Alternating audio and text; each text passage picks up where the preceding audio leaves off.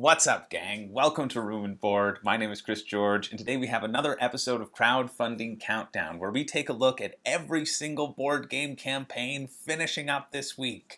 That's right, every single one, except for the ones that I forget or don't notice. But before we do that, what are you doing watching this video? It's November 1st, the morning after Halloween. So put on your little sloth onesie costumes and get your little paws down to the store because Halloween candy is on sale right now. Unless you're going to Loblaws. Actually, did you know that at 12 o'clock on Halloween, Loblaws will take off all of the Halloween candy off the shelf and just put it in the back somewhere. Not because they sold it, but because they don't want you buying it at a cheaper price. Because they don't want you thinking that you can buy things at a cheaper price at Loblaws, or you won't buy Halloween candy from them ever again. This is a true thing. So don't go to Loblaws for your Halloween candy fix. You won't find anywhere. Keep on with the elusive hunt, my friends. The wild hunt. The hunt for 50% off tiny little Snickers.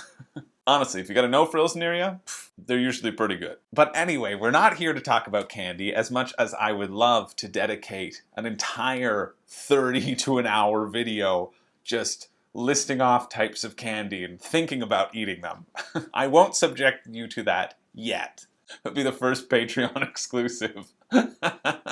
What a way to lose people immediately. Reese's Pieces, yeah, they're pretty good. Hershey's Cookies and Cream, you gotta have those. Okay, even though I should be running to the store right now to save my place in line, I will stay here and sacrifice that for you. And so here we're going to take a look at all the board game campaigns finishing up this week and see if there are any significant stretch goals, and honestly, just because it's fun to talk about new games. Even if there aren't any good ones this week. There are a couple. And hey, if this is your first time here, the good thing about this series is you can go back and watch them all and be informed about every single Kickstarter game that has passed through Kickstarter's pearly gates. It can't be the pearly gates. They're not dead. They're living. That has passed into the land of the living from Hades. Orpheus. They didn't look back. I don't know. We're significantly off track here, more than we usually are. Let's get right into it. We honestly don't have that many games this week, and a lot of them are little ones that I had personally never really heard about. And likely many that you will not find on shelves anywhere. But all of them are funding, or at least that's what I'm covering this week. And our first one is Possessed, which is a cooperative push-your-luck set collection card game for 3 to 5 players with a trader mechanic. It kind of feels like they just threw in all the buzzwords that they could think of. But I do have to say that this is the best first-player mechanic that I have ever seen in any game, and that's the boldest player goes first. You want to go first? Just do it. Do it! Which I think a lot more games should actually employ this mechanism when it doesn't really matter who goes first, especially in these smaller card games. What matters is you want the game to start, and so just boom, start it off with a bang. Take the reins. But this one also has a guaranteed trader in every game. So if you don't like that, well, I guess skip to the next one. So together, you're going to draw cards one at a time. It's going to go around the table until everybody has 3 cards, and then you can trade cards between people, all in the effort of collecting these sets of clues. You're investigating a haunted house, and you got to figure out the haunting. But one of you, of course, is possessed, and so is trying to not trade the beneficial clues to the other people around the table. They're trying to amass cards that can disrupt you later on and make sure you have cards that they know are personally going to be worthless at the end of the game. If your team gets enough sets to create 12 points, you win. If the possessed stops you, well, then they're the winners. It's 24 bucks Canadian plus $10 shipping, so a little too pricey for me for this kind of basic card game, but hey, this is probably, like a lot of these, the only chance you're gonna ever get to get this game. FOMO alert, I've changed my tune, you better get it now or forever hold your peace, like I did at Sally's wedding. Anyway, if you're interested in that, that is Tuesday at 3 p.m. And Sally, if you're watching, I'm still here. I'm still waiting. We're moving on to the next one, which is the latest version of Ticket to Ride. And that's Ticket to Ride, small railroad empires hold the ticket to ride. It's not Ticket to Ride. It's just a train game. But it is a train game, which will please the famed BGG reviewer, ratings based on trains. And honestly, it looks like a pretty good one.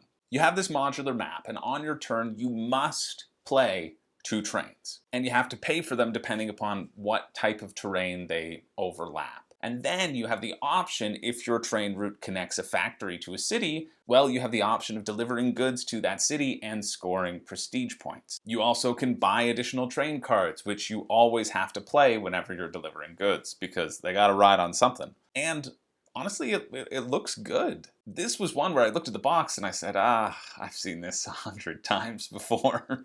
But it looks like kind of a fun, tight little area control, because since you're forced to play 2 trains every round, the map is going to get smaller and smaller and smaller, and you have to figure out how to navigate that, how to block out the other people from the train routes, and still manage to deliver the most goods to various cities, which will score you points. In addition, every time you deliver something or you place something, you can always get a bonus, providing you've planned ahead and have the right train cards that give you a bonus for delivering those items. So this is the second time this has come around. They also now have some expansions, one called the Freight on Board, which basically just adds ships that you can deliver to as well. But they also have these little scenario pack add-ons, which I personally think is the most interesting of the add-ons, because it gives you different map setups. Even though you have the modular board to start, it's kind of nice having these varied map shapes that I think will provide an interesting twist to the game if you have played it a bunch and want some more variability. More maps for a game with trains has never seemed to go wrong for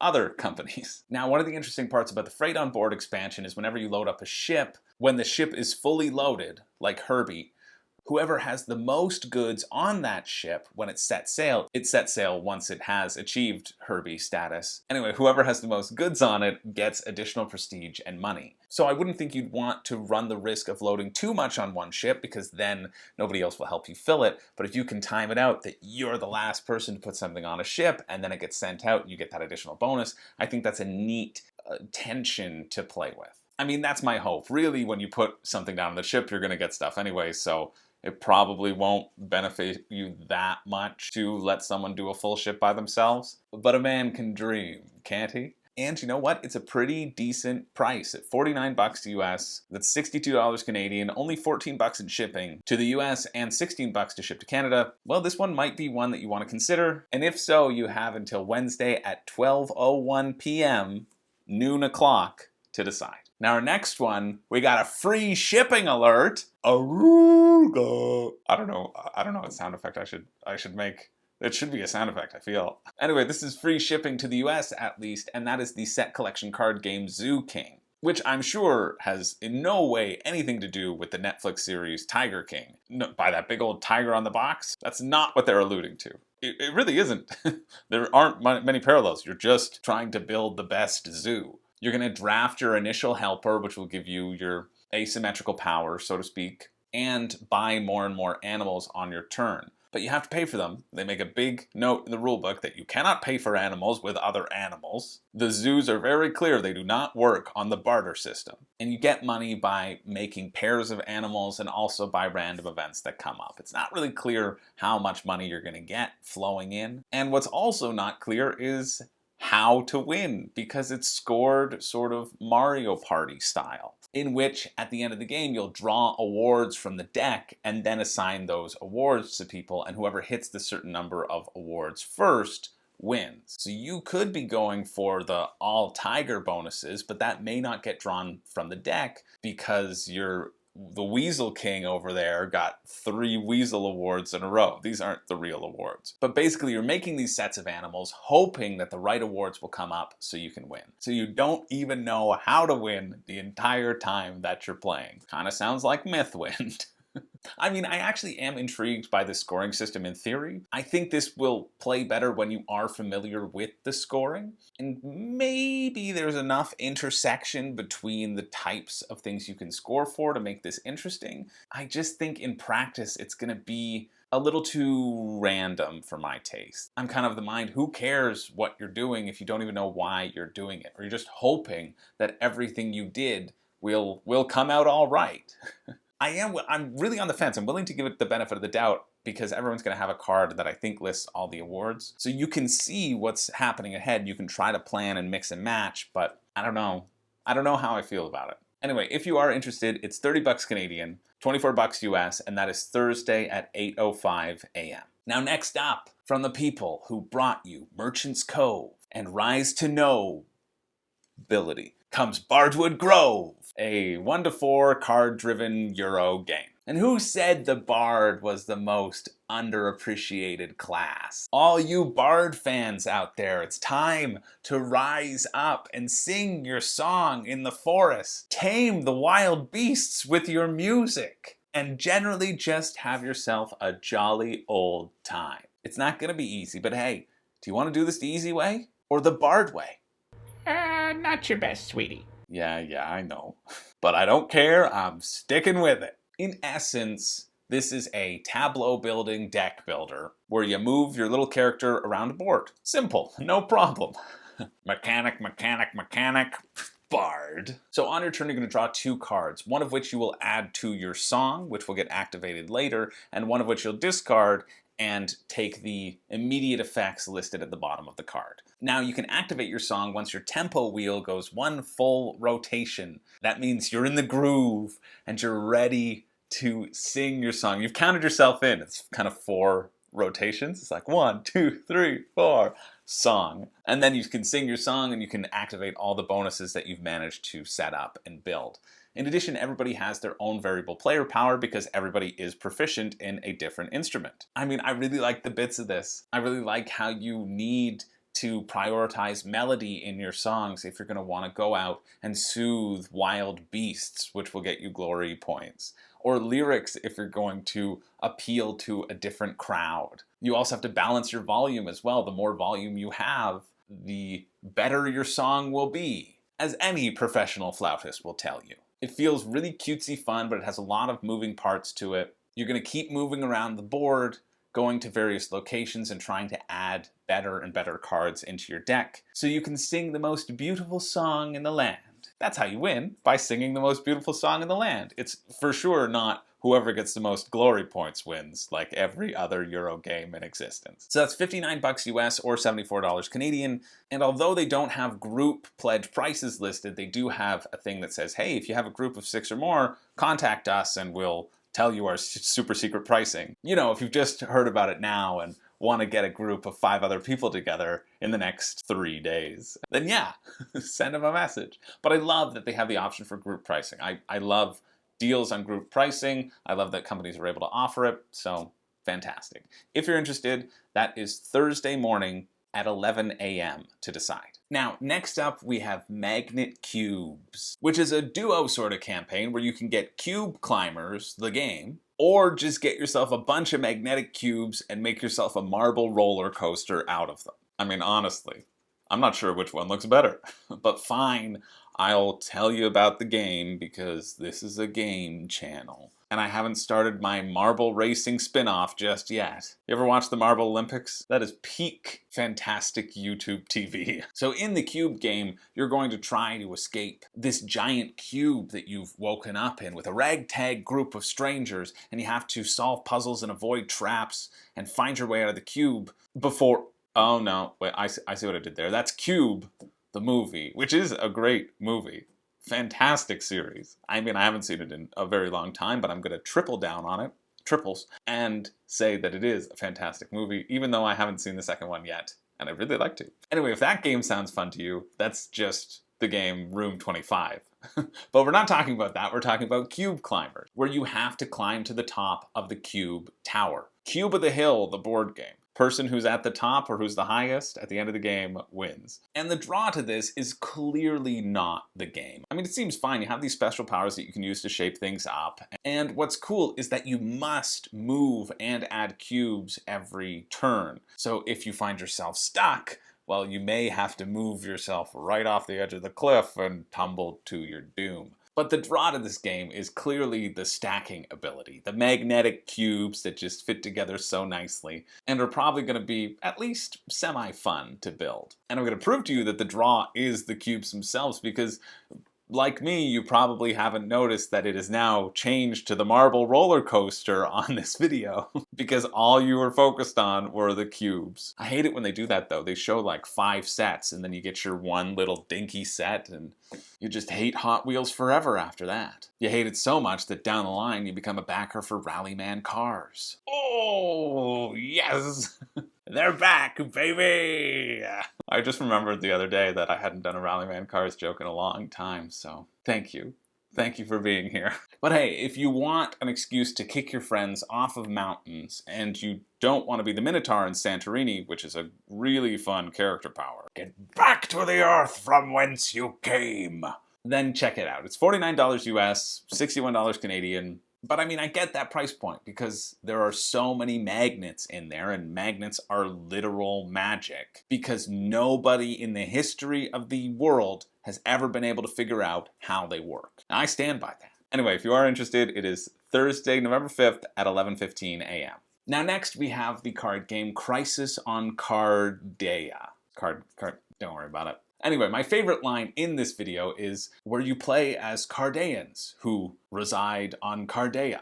It's them basically saying, don't worry, they're humans, we swear, they're just living on Cardea. It's the same. Make sure you see the parallel to our real life. And this is billed as an educational game, which, I mean, honestly, the term always turns me off because I think it's usually used to describe boring games that are just games in the sense that there's something that's pretending to be fun, but is really just trying to teach you something. But here's a news flash for you. All board games are educational because they all strengthen your mind and teach you these sorts of critical thinking and mental skills that I am hoping will slow the spread of my own dementia. But I get it. I get where they're coming in this educational sense. It's a fictional world where doctors fight pathogens and viruses that are definitely not COVID-19 because it's a fictional world, but we can learn that since these doctors are effective at fighting viruses, well, maybe we should trust that our doctors in this current time are also effective at fighting viruses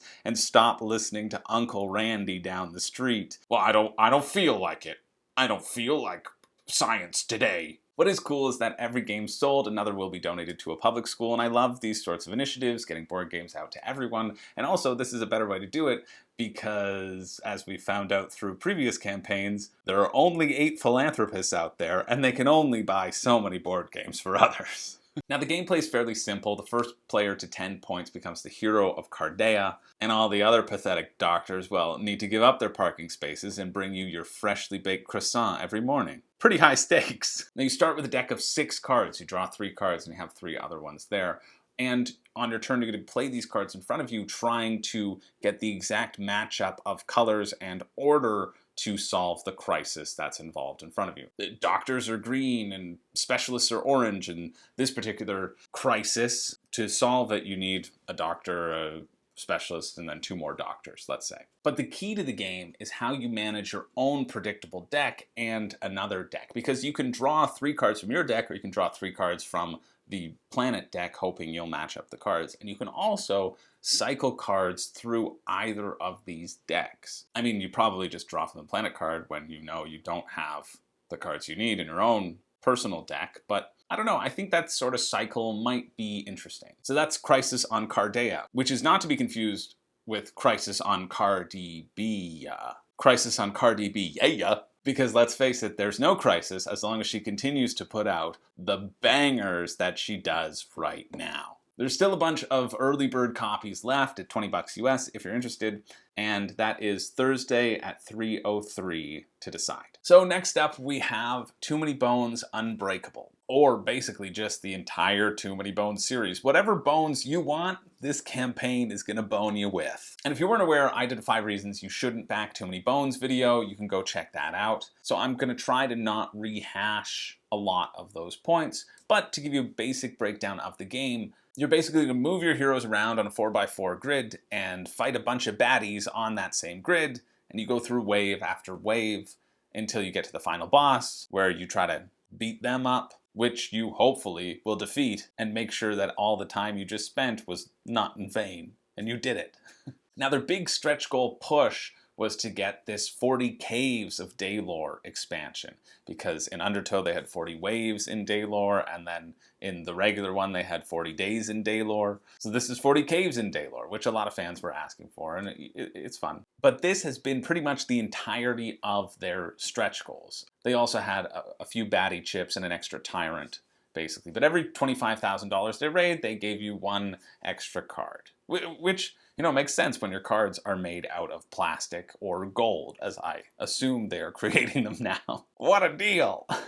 I mean, the unnecessary premium elements, unnecessary to me at least, make me, you know, shy away from the campaign. I think it could be a cheaper game. I think I wouldn't jump into it that much to make it worthwhile. But hey, I might change my tune because I know someone who has a copy of Too Many Bones and they said, hey, you should come play it with me. So maybe I'll be singing a new tune very soon, and I will get that $1,100 pledge. But also, one big thing that I want to note is that the regular Too Many Bones, the base game, is currently sold out in their web store. Maybe it's just sold out for Canada, I'm not sure. So if you want a guarantee for the base game, they are a comparable price to get it from this campaign or from their web store. So you could order it from here now and wait until they ship it for you, or you can just wait until they're back in stock on their store and get it sent to you as well. Honestly, I'd probably just still wait till it's back in their store, but check the timeline on that, see when the Too Many Bones will be sent to you, if you have to wait for Unbreakable to be produced completely, and yeah, then you know.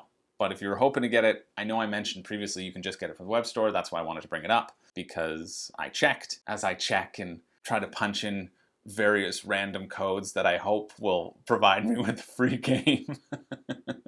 You know, it's a fun pastime. Anyway, if you are interested, the campaign finishes up this Thursday at 9 p.m. And I think if they make it to the 3 million mark, well, then it might be worth it to grab that Unbreakable pledge, the lowest tiered level, because they'll add 15 extra baddies to the 40 Caves expansion. Who knows if they're going to do that if they hit it or not. I don't know. But I feel like that would be good for replayability. But keep in mind, this standard $85 pledge is only a 2-player game, even though it is still being marketed as a 4-player game, which makes me still so mad. And honestly, I am not going to get it, probably out of principle. So that's Thursday to decide, but really, again, it's on Gamefound, so you have until probably next January, they've said, to figure out if you want to get in or not. Now, let's move on to our next 2-game wombo combo. Dandelions, the first one, who cares about that one? It's garbage compared to the second one that they're offering, called Psychic Pizza Deliverers Go to the Ghost Town. And this has raised over $150,000, and honestly, I can only assume it delivers on every single penny. Psychic, let me say one more time. Psychic Pizza Deliverers Go to the Ghost Town. If you could capture perfection in one phrase, well, it would be that. Now this is brought to you by Board Game Tables. They don't make just tables anymore. That's their new catchphrase. In case you hadn't seen that new marketing memo, they sent it just to me. Breaking news. You're welcome. Their branding has changed. So it's $46 for both of them, but it's only $4 shipping if you're in the US. Well, let's go, Board Game Tables. Plus, anything that has the title Japanese Hidden Gems automatically has my heart. So let's look at Dandelions first. How pathetic, obviously the inferior product. But I have to lead with that before we're allowed to talk about the pinnacle of board games. Most likely getting the coveted Room and Board Best of the Year award for the next 10 years running. So Dandelions first. Ugh. It's my Toby Flenderson. It's a reskin of the game called Birth, where you're playing as dandelions trying to spread their seed as far and wide as possible. And there are too many Uncle Larry jokes existing in my head right now, so you know what? We're just gonna have to skip all of them. You have 11 dice, you roll all of them, and you get to play one every turn, and that's how far you move your little dandelion. And you put the dice in the little section where your dandelion finished landing. But if there's another dice of the same number, you get to boot that to a different section. So you wanna have control over a bunch of these sections, because at the end of the game, you're gonna score points for the amount of dice you have, if you have the majority, or the pips on the dice as well. Honestly, you're fine, dandelions, but spread your seeds somewhere else, because I am here for the Psychic Pizza Deliverers who are going to that ghost town. 10 out of 10 for theme for this next one. Basically, you get a call from the mayor of Ghost Town, President Ronald Pagan of the United Spooks of America. Anyway, the mayor says to you, he says, "Excuse me, pizza delivery person, I need you to navigate this city of ours, find me a pizza, and deliver it to a house." But being the all-star pizza delivery people that you are, the town itself is so dark that you can't see anything. Yet you're still gonna bravely go on that journey while the mayor whispers hints to you as to what the board looks like, because only the mayor can see the town, because of course he's the mayor of Ghost Town. So you can't see anything. You basically have to wander around a blank map, searching first for a pizza, because of course you were at your own house before the pizza call came in, and you have to go get the pizza first and then go to the specified house. And then you have to listen to what the mayor says, but of course the mayor's also not going to tell you about the potential wormholes that exist in the house which can teleport you around the board. It's just fantastic. Only $9 shipping to Canada, and it's $34 for just the one game, which obviously is the only one you need to worry about. The creme de la creme of gaming excellence. I mean, I know it's too expensive and probably won't get played a significant amount, but still, the heart wants what it wants. I don't know. Anyway, if you are interested in that, that is Thursday at 11 p.m. Ooh, it's too dark, you can't see anything. Oh, I love that theme so much. Now, next up we have the solo card game Grove, which is an 18-card small box game about gathering fruit, which is the sequel to the game Orchard, a 9-card small box game about gathering fruit. Orchard, you're done. We got 18 cards now. And I've never played Orchard, but judging how you draw 9 cards from your 18-card pile, and you only play 9 cards in this game, I'm willing to bet that it's the exact same game as Orchard, just with some variability.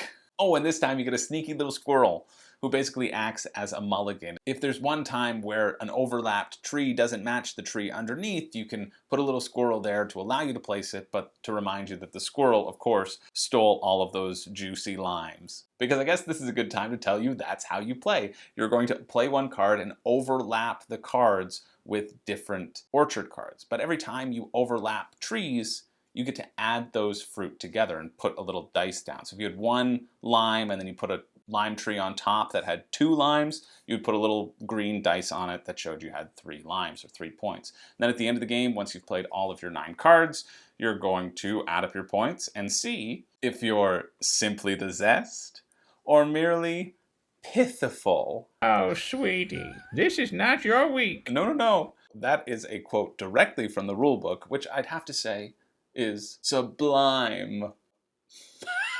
Sponsored by pun intended. Still in the shrink wrap. It's $15 and it's so small that shipping's pretty decent, ranges from $5 to $7. And if you're interested in that, that is Sunday, November 7th at 7 p.m. And finally, to finish us off, Halloween is over. So of course, it being November 1st, it's time to get into the Christmas spirit with Deck the Halls. Now, there aren't many Christmas themes out there, and this is a relaunch, and they funded now, so I'm very happy for them. My favorite part of the intro video, though, is that they say, this game is best with 2 to 6 players. Well, it plays 2 to 6 players, but also it plays best at 2 to 6 players? Have we found the perfectly balanced game for all player counts? It is a Christmas miracle. And so you get to play as a number of questionable characters, such as Muscle Mike, who gets an actual name, because, I mean, just look at him, Channing Tatum, move over. Or you can play as the nameless characters like Organized Mom, or Fix-It Dad, or Seasoned Grandma. Seasoned with paprika and chili flakes to get you feeling hot, hot, hot. Excuse me, we said we wouldn't say that when Right. company was over.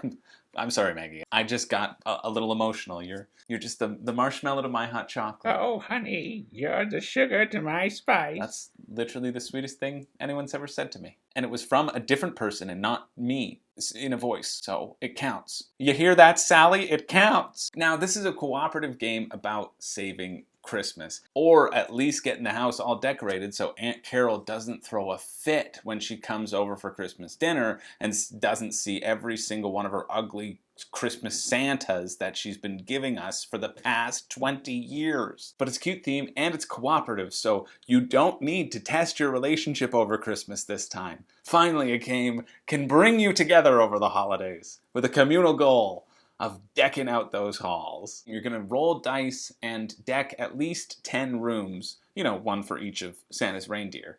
It's true, he did have 10 reindeer. We just don't talk about Flintstone anymore because of the DUI. That's the best picture I could get.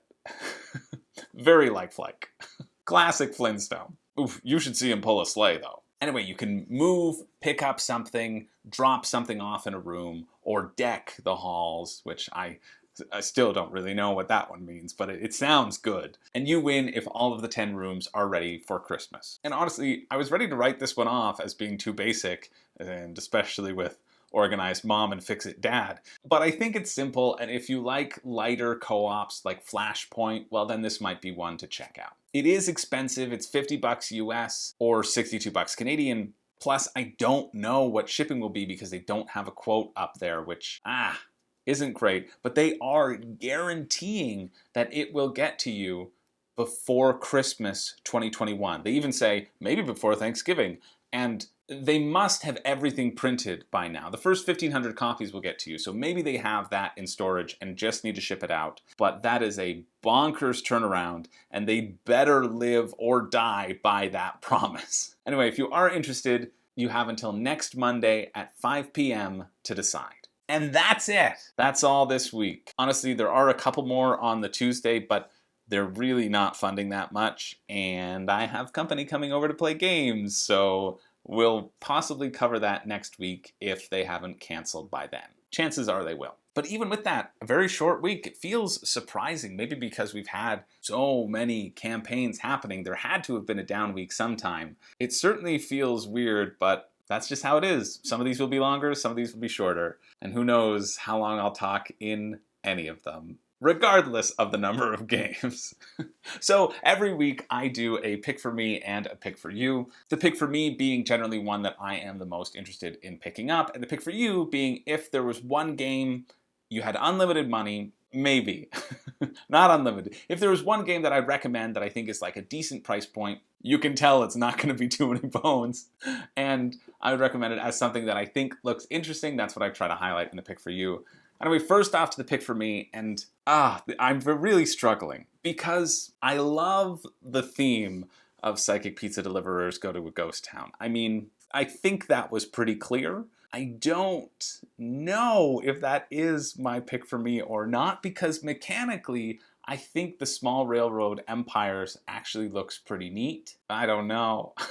I just don't know if anyone would enjoy the ghost town one in my group, because a lot of them don't like hidden movement, and it's basically just all blind running around, and the GM gets to watch all the people run into ghosts and stuff. You know what? I'm doing it. I'm sorry, Small Railroad Empires, you're a close second, and hey, I think that one does look mechanically, but my official pick of the week, I am not going to get this, but I don't care. It is, of course, Psychic Pizza Deliverers Go to the Ghost Town.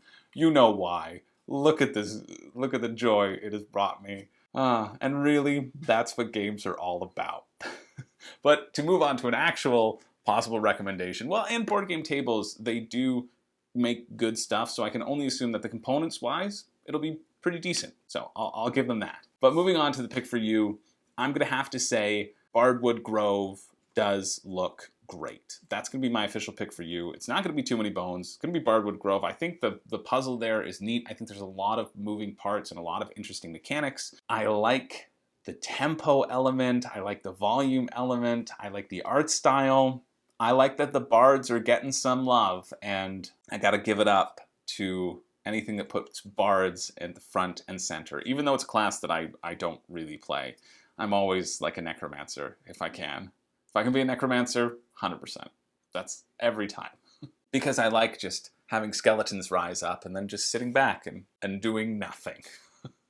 But I do think Bardwood Grove is worth another look. It looks like a nice, solid deck builder, tableau building, whatever you want to call it, fun art. If you could just get one, it is that, and not Too Many Bones, because, yeah, that's why I retracted my unlimited money statement. Obviously, if you have unlimited money, you get the most expensive thing and you flip it. That's not what this pick is about. This pick is about one that I think genuinely looks interesting, and honestly, having never played either of them, I think I would be more inclined to pull out Bardwood Grove and play rather than Too Many Bones. Sacrilege, I know. Maybe, again, I'll change my tune, but who knows. Anyway, that's my pick for you, Bardwood Grove. That's it for me. Thank you so much for sticking around. I appreciate you all. And let me know, what are you backing? What are you backing this week? I mean, a lot of the answers probably will be Too Many Bones. I get it. But is there anything else that caught your eye? Anything else upcoming that you're excited for? As always, that I can keep an eye out for myself. That's always great to know and great to hear. And yeah, I just like hearing from you. Thanks again for watching. Be sure to hit that like and subscribe button if you haven't already. Once again, my name is Chris George. I don't have a catchphrase, but thank goodness we finally found the game that won't test your relationship over Christmas. And it's, of course, Psychic Pizza Deliverers Go to the Ghost Town. Let's get it clear, not Deck the Halls. All right, see you next time.